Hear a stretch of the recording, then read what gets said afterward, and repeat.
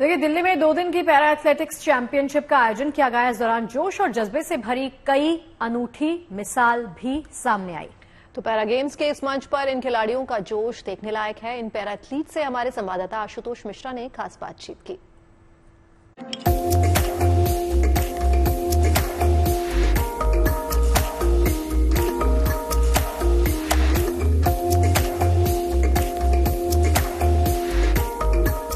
कौन कहता है आसमां में सुराख नहीं हो सकता, एक पत्थर तो तबीयत से उछालो यारो। किसी ने जब ये कहा था तो शायद इन बच्चों के लिए कहा था जो भले देख ना सकते हों, हमारी आपकी तरह चल फिर ना सकते हों, दौड़ ना सकते हों, लेकिन अगर हौसले ऊंचे हैं और इरादे बड़े हैं, बुलंद हैं, तो नामुमकिन भी मुमकिन हो जाता है। जिन बच्चों को आप देख रहे हैं ये दिव्यांग बच्चे हैं, आंखों से दिखाई नहीं देता लेकिन आवाज सुन करके ये जंप कर रहे हैं, शॉर्ट जंप, लॉन्ग जंप। यानी सोचिए कि हमने उन किस्सों को सुना है, कथाओं में, किंवदंतियों में पढ़ा है कि शब्द भेदी तीर चलते थे। आप आवाज सुन करके उस दिशा में दौड़ सकते हैं। जो नामुमकिन चीजें हैं वो ये बच्चे मुमकिन कर दिखा रहे हैं यहाँ जवाहरलाल नेहरू स्टेडियम में पैरालंपिक एथलीट मुकाबले में।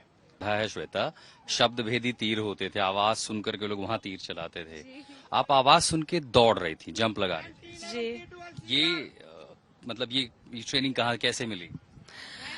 सर, सबसे पहले तो अपने अंदर की, जैसे कहते हैं ना, आवाज, विल पावर, अगर हमें इस पे विश्वास रहेगा तो मुझे पहले ये लगा था कि मैं नहीं कर पाऊंगी, बट मेरे अंदर से लग रहा था कि नहीं, फोकस सिर्फ आवाज पे, जैसा आपने बोला शब्द भेदी वान वाला, वही मैंने भी पूरा सोचा और बस मैं दौड़ गई और जंप कर गई। डर नहीं लग रहा था अगर जरा सा पैर लेफ्ट राइट गए तो आगे फर्श है, वहाँ चोट लग सकती? अब सर, डर के आगे जीत है ना सर।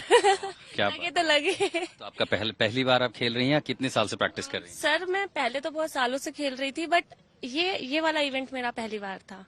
अब यकीन ही नहीं होता, खासकर तब जब हम समाज में ऐसी तस्वीरें देखते हैं कि एक व्यक्ति को खुदकुशी करनी पड़ जाती है। ये दीपक हैं, 2008 तक जिंदगी बेहद सामान्य थी। बाइक को पीछे से ट्रक ने धक्का दे दिया, शरीर लगभग पूरी तरह से कमजोर हो गया और ये दिव्यांग हो गए, स्पाइनल इंजरी हो गई। और 2 साल पहले निशा ने उनसे शादी की। ये प्यार था, ये मोहब्बत थी। एक रिश्ते में तमाम चुनौतियों के बावजूद, परिवार की आपत्ति के बावजूद एक साथ हैं। ये हौसला कहाँ से आया कि आप ये थ्रो, इसे क्या, कौन सा गेम कहते हैं? क्लब। ये कि आप क्लब थ्रो करेंगे या खेलेंगे, खेल में कुछ करेंगे? ये हौसला, इंजरी जैसे हुई मेरे को, इंजरी के बाद लगता था कि कुछ नहीं कर पाऊंगा, तो मैंने खेलते हुए देखा जैसे पैरा एथलीट होते हैं उनको, तो मुझे लगा नहीं यार, मैं अगर ये कर सकते हैं तो मैं भी कुछ ना कुछ कर सकता हूँ। तो मुझे क्लब थ्रो के बारे में पता लगा, तो जब मैंने करना शुरू करा था, तो जब मैं इसको 10 मीटर फेंकता था, आज मैं इसको 24-25 मीटर तक फेंक देता हूँ। कि हम फिर भी सब कुछ होते हुए भी लेकिन कुछ ना कुछ कमियां हमारे में हैं, लेकिन इन बच्चों के अंदर जो आप जज्बा देखेंगे, विल पावर देखेंगे, वो एक अलग ही आपको नजर आएगी। तो इन बच्चों को सिर्फ हम लोगों की सपोर्ट चाहिए कि थोड़ा सा इनको पुश करें तो ये कहाँ से कहाँ पहुंच सकते हैं। मतलब इनका जज्बा जो है, इनसे पूछिए अगर आप कि बेटा इस गेम में आप क्या करेंगे, वो कहेंगे हमें गोल्ड चाहिए। हमारे शरीर में कमी हो सकती है, शरीर कमजोर हो सकता है, हौसला कमजोर नहीं होना चाहिए। ये जो बच्चे हैं इनका निशाना सीधा गोल्ड है।